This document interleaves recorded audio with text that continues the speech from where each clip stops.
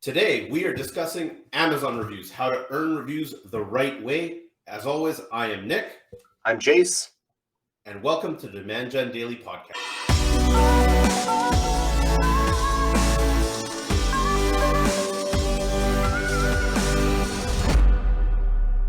Please remember to like, follow, subscribe, ask us questions. This series was actually originated from people asking us questions about Amazon, so we decided to do a series on it.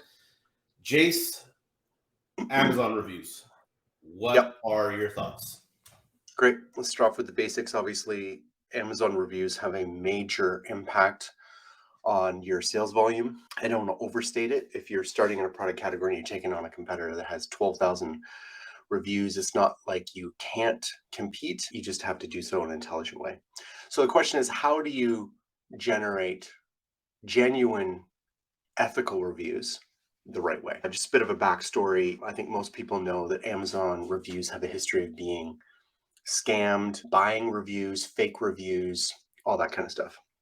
So recently, past year and a half, 2 years, Amazon deleted or removed tens of something like 60,000 reviews in Amazon UK alone, about 18 months ago, because they were deemed to be inauthentic reviews from a public review network. And we're going to talk about review networks a little bit later. There's two ways to generate reviews in a way that's TOS compliant. Okay, hold on. There's two ethical ways. Let's say that. Okay, the first way is simply to request it. So Amazon they have a feature. If you go into Seller Central, top right-hand corner, you can request reviews from a recent buyer.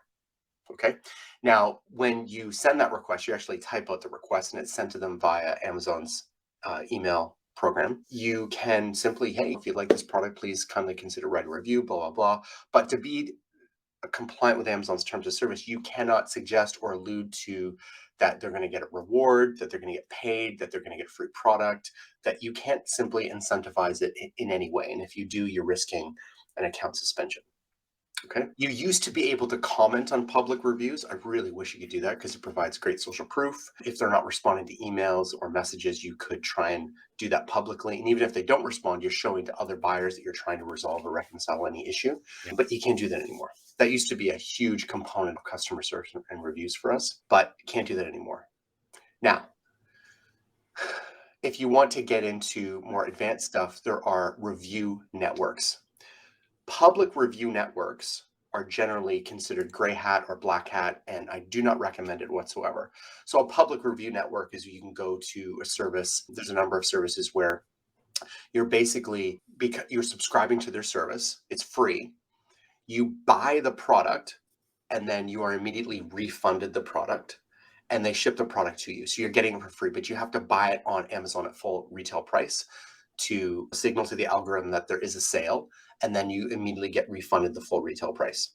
It's shipped to you. If you like it, you submit a review.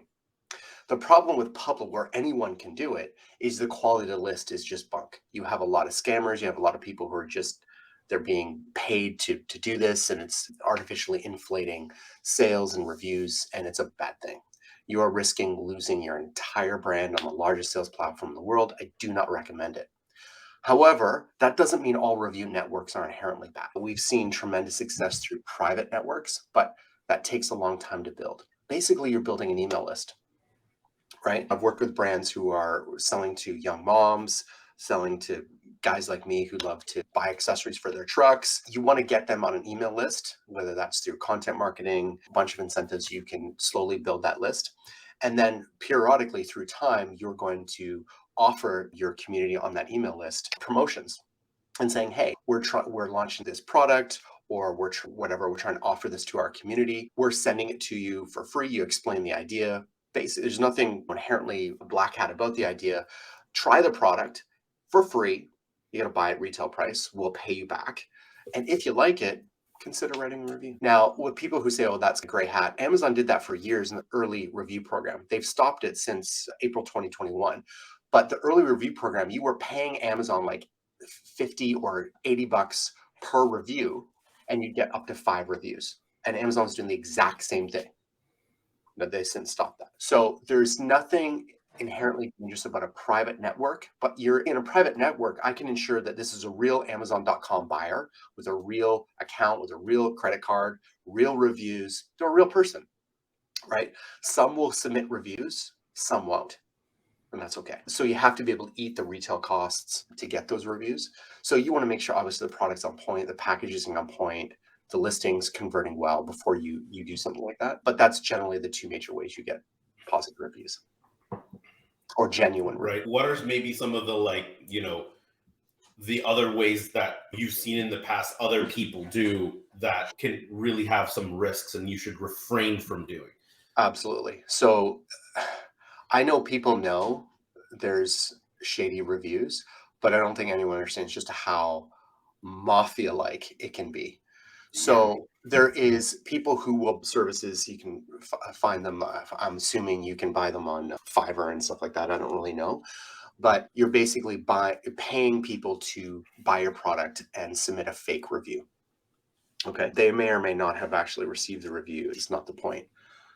They're selling reviews. And so that's common knowledge. What you don't know is that you will have competitors in very competitive product categories who, let's say you're selling really well. There'll be another seller that buys fake reviews for your listing. But negative ones. And no positive one, both negative or positive. Right. They're going to flag you. Let's say they send you get 5 reviews a month, and then all of a sudden you get 20 in one day. You're going to be flagged by Amazon and you're immediately going to be suspended. They're trigger happy. They shoot now, ask questions later. Your sales are shut down. And now you have to prove that you didn't buy those fake reviews, and you may not be able to. It's vicious. I've dealt with clients who've had to resurrect their accounts from that. Very tough, right? Because Amazon's not a court of law. There's no due process. They do whatever they like. Supplement categories, consumer electronics, small electronic products. Those are the two hyper competitive product categories on Amazon. Stuff like that happens all the time. It's just par for the course. You're going to have malicious reviews. That's what we call them, malicious reviews, malicious positive reviews. So, because they know you're not going to pay for a negative review, but you probably pay for a positive review. So even if you haven't. So how do you defend against that? It's very tough. Document everything. Document all your support. We're getting into another question about Amazon support, but it's very hard. My recommendation is don't be in a product category where it's that kind of threat. That's much better. Yeah.